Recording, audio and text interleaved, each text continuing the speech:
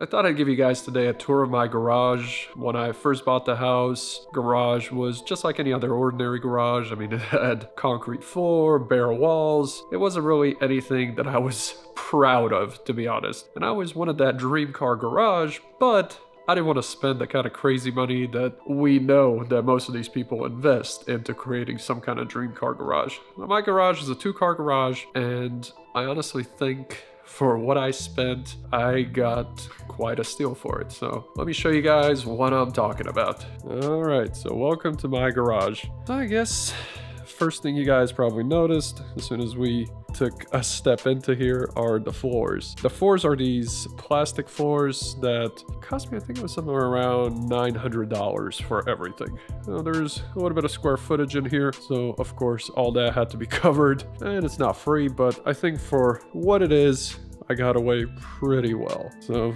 I'll start off with the back and show you guys the front. In this corner over here, we have my kayak and shoe rack. I do a lot of kayaking, so I like to keep it in the garage. My brother, he has his kayak over here just because he refuses to buy a car that's practical. So I'm unfortunately having to be his kayak keeper, but it works out in my favor as well because I get to use it whenever I want for other people that come over. Shoes up there, shoes inside here, shoes outside there. So up there and inside there are mainly my shoes. I do like shoes and I have a ton of them. When I was a kid, I always liked aggressive inline skating. So I bought some Rossies recently because my son started getting into it. So I said, you know what, why not? I guess going to the top up here, I used to have an e-commerce store and sold wheels and tires. And those are some XXRs for you. On top, we have some of the cars that I've collected ever since I was a kid. So I like to just kind of keep a reminder of all the cars that I liked. So they're inside the garage, of course. The cabinets themselves, I got these, I think it was from Home Depot. Unfortunately, I couldn't find these on sale anywhere. I managed to snag this one on sale a long time ago. I paid 80 bucks for it. And I'm still beating myself up about it for not buying 20 more, to be honest. And I think I paid for each one of these about 100 bucks a piece. No, actually 130 bucks if I'm not mistaken. And the first cabinet is just mainly my cleaning supplies as far as detailing goes, and just kind of like my main cleaning supplies. So you've seen most of these things if you watched any of my other videos. And the second one are just towels. You always need towels, so that's where they go. Third cabinet, we have more cleaning supplies. The fourth one is some miscellaneous stuff, some oil, some Ziploc bags for whenever I'm working on a project. I like to take the bolts, label them, and my Sharpie right here, write what it's about, and put them in a Ziploc bag. And finally, some lawn care type stuff. You got to take care of your house too.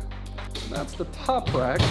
Over here, going back to the left, here's actually, I just started a project recently. Took off some hood bolts and labeled them, put them right there. I'll eventually get a box and put everything in there, as well as the C5 service manuals when I was working on my C5 Corvette. Inside these Huskies, these I waited a long time to get them on sale, and finally Home Depot had them on sale. I think it was like Black Friday for like 500 bucks a piece. I won't go into every single drawer, but this one is, holds my power tools and some miscellaneous kind of type stuff. Going down here, some impact sockets, same as on the other side.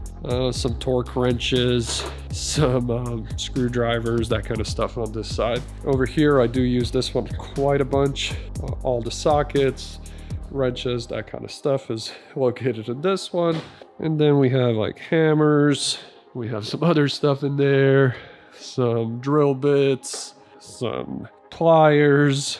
For the most part, that's it. And then, over here, some additional tools, more specialty tools in these that I need when I was working on, especially on the Corvette. I have my light over there. I use it whenever I'm filming anything inside here. I did get some brighter lights for here, which these lights are pretty amazing. LED lights up there. If we look at the walls, my dad, he's a body man. He was just throwing away all of these emblems. And I told him, I said, why would you throw everything away? Could you just save them for me? So these are actual emblems. I just bought a couple of boards, put them on there. As you can see, there's some themes for depending on where he worked. Obviously over there, he worked for Audi. And then on the back side, I have 5 more boards for when he worked at other dealerships. So just a little bit of everything going on in here. And I do have another board that just deals with Porsche related stuff, but honestly I haven't had any more space to put them in here because I decided to put the bikes over there. From what he tells me, he is saving me a few more emblems from where he's working right now. Right now he mainly works on Audis and more higher end type vehicles. The garage itself, because I do spend a lot of time in the garage, I decided to insulate it just because that is the west side over there, and the west side in the afternoon gets beat by the sunlight pretty heavily, so I needed some kind of insulation just so it's not just extremely hot in here. The boards on the back over there, those are used so that I can take my Corvette out. Normally, I have this Corvette parked on the other side, so I don't need it, but because the other Corvette's getting worked on, I unfortunately need it. For whatever reason, this side over here is a little bit taller, so it scrapes quite drastically. And as a matter of fact, there is a missing tile right there, and that's because I ended up hitting it even with the boards and tearing it up. So on the wall over there, I keep my trickle charger, as well as the in-room AC is right next to it. So normally I open up one of the windows, stick it out of there, and I can have AC garage. And then a couple of sets of wheels.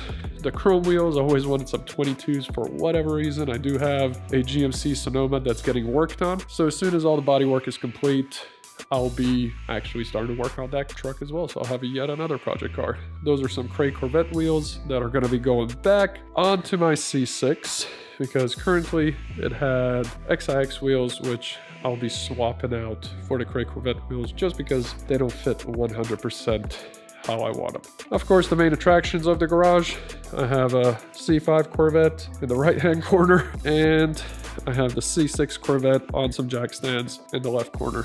That side over there, I always keep for the project car, just because my son, he gets out in here all the time, and I don't want him getting too close to it as he's getting out. I mean, you never know, it's kids, right? I keep a little bit of space here so he can go in through here, and I mean, to tell you the truth, he can go in through the middle as well, which a lot of the times he does. Well, that's my garage. I think overall I spent probably somewhere close to $4,000 to get it to the condition that it's in. And that includes the toolboxes, the flooring, and all the tools as well. Now, of course, the Corvettes are not included. That would be significantly more, but I just wanted to kind of show you guys that you don't need to have an insane amount of money to make a garage look, in my opinion, pretty decent.